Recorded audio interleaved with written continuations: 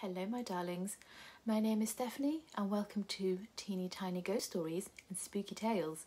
This series is a brief and short look at some of the haunted places in Britain and the spooky ghost stories attached to them. Now before I get started, it is officially spooky season.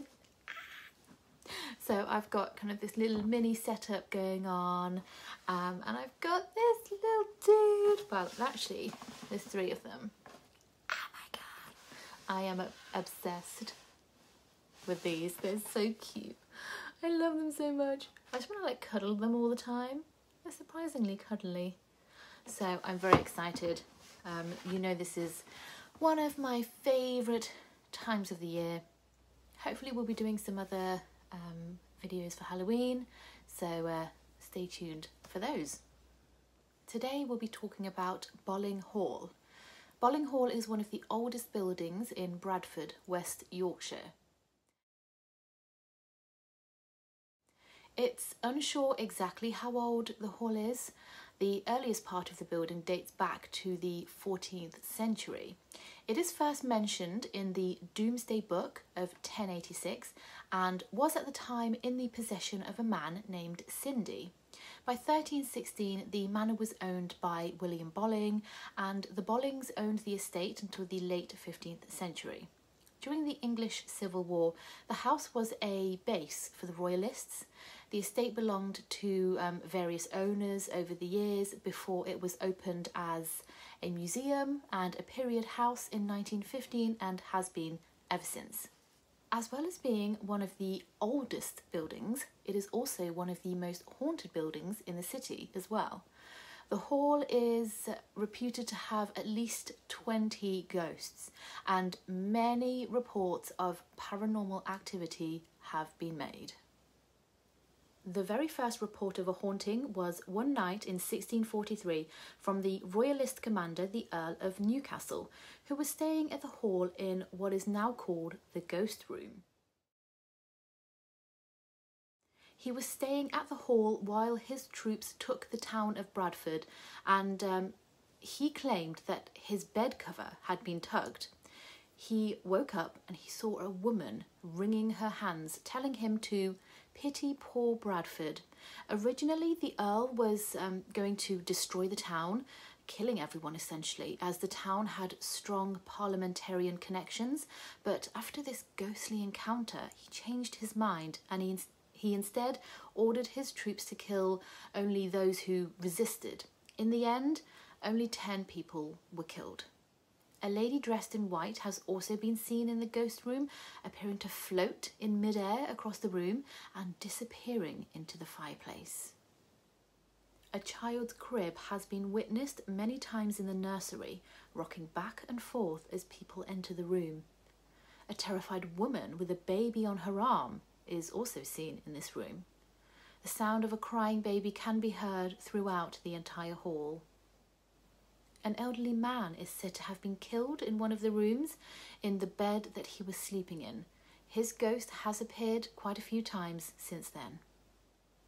There have been many reports about the Blue Room,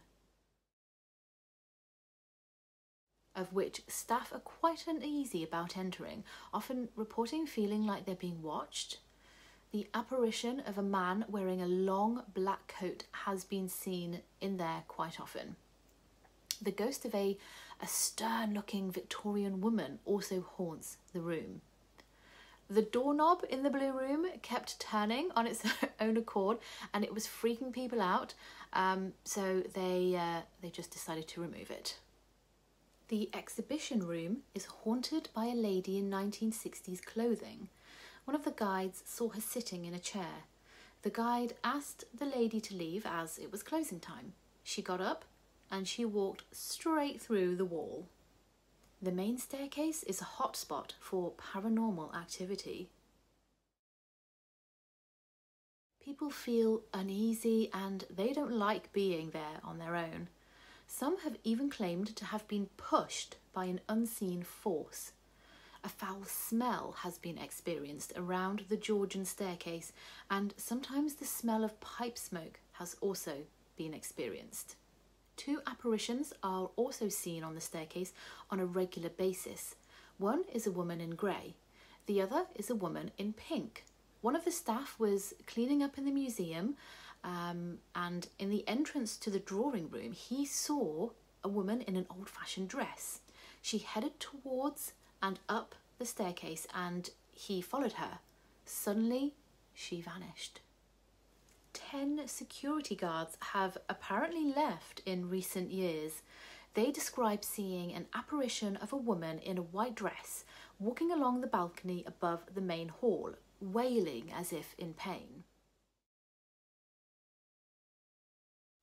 Some people have also reported not being able to get to the balcony, as if they were stopped by something, and many shadowy figures have been seen there walking towards one of the rooms before disappearing. A strong stench of rotting comes and goes. Throughout the building, doors have been heard opening and banging. Once a woman had her necklace ripped off her neck by unseen hands. This place is definitely full of spooky, mysterious activity. Oliver Cromwell's death mask is one of the objects that is on display at Bolling Hall.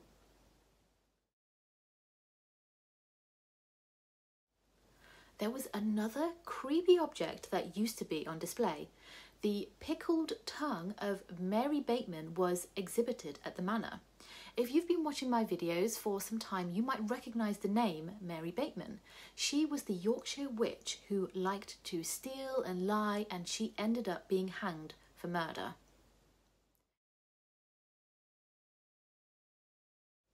If you haven't checked that video out, I'll pop a link to it down below if you want to watch it. She was definitely a character. She was something else. Ooh. I didn't know that about her tongue though. That is so interesting. I would have loved to been able to see it. I wonder where the tongue is now. Apparently it was removed in the 50s though, because people thought that it was just too morbid and weird, so they removed it, took it off display, which is a shame.